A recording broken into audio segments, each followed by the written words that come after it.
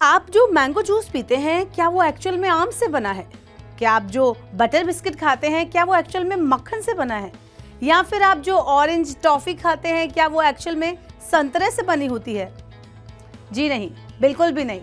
Actual में हम packet पर जिन फलों की तस्वीरें देखते हैं उसका इंग्रेडिएंट उससे एकदम जुदा होता है, एकदम अलग होता है। ये हम नहीं कह रहे, बल्कि ये बात भारतीय आयुर्विज्ञान अनुसंधान परिषद यानी ICMR ने कही है। ICMR ने सावधान करते हुए कहा कि पैकेज्ड वस्तुओं पर लगे खाद्य लेबल भ्रामक हो सकते हैं। ICMR के मुताबिक उपभोक्ताओं को पैकेट के पीछे लिखी जानकारी को जरूर और ध्यान से पढ़ना चाहिए।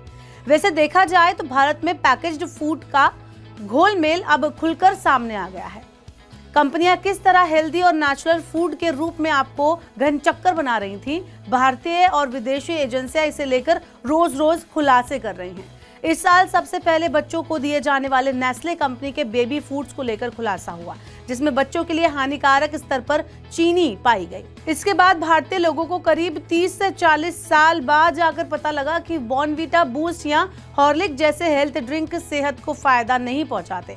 ये सिर्फ चॉकलेट और चीनी का घोल है। लेकिन इसके बाद जो हुआ वो सोचने वाली बात है। इसके बाद एक के बाद एक परतें खुली भारतीय मसालों की, जिस पेस्टिसाइड्स पाए जाने के बाद भारत की काफी बदनामी हो रही है।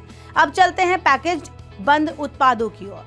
पहले ICMR की बात समझ लेते हैं। ICMR ने कहा कि उसकी जांच में सामने आया कि कई खाद्य पदार्थ जो शुगर फ्री होने का दावा करते हैं असल में उसमें वसा की मात्रा ज्यादा हो सकती है। इसी तरह से अधिकतर डिब्बाबंद फलों के रस में केवल 10% तक ही फलों का पल्प होता है। हाल ही में जारी अपने आहार निर्देशों के मुताबिक ICMR ने कहा है कि पैक्ड फूड पर स्वास्थ्य संबंधित दावे उपभोक्ताओं का ध्यान खींचने और उन्हें समझाने के लिए डिजाइन किए जाते हैं कि उत्पाद स्वस्थ है, लेकिन असल में ये कितने स्वस्थ हैं इस पर अपने विवेक से आपको ध्यान देना जरूरी है।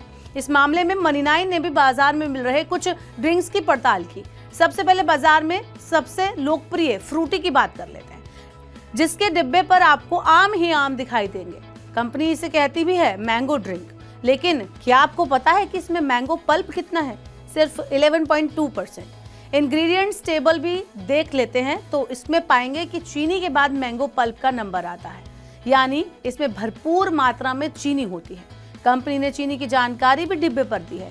इसके प्रत्येक 100 मिलीलीटर में 15 ग्राम शुगर है, यानी 1 लीटर की बोतल में 150 ग्राम चीनी। लेकिन लोग इसे पढ़ते ही नहीं है और मैंगो ड्रिंक समझकर खूब पीते हैं।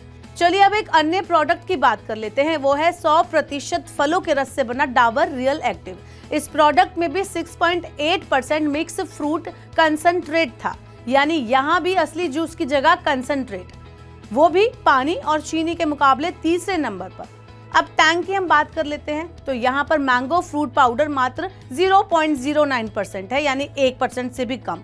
इसके अलावा हैदराबाद स्थित राष्ट्रीय पोषण संस्थान यानी NIN ने भी नेचुरल फूड को लेकर दावों को झूठा बताया है।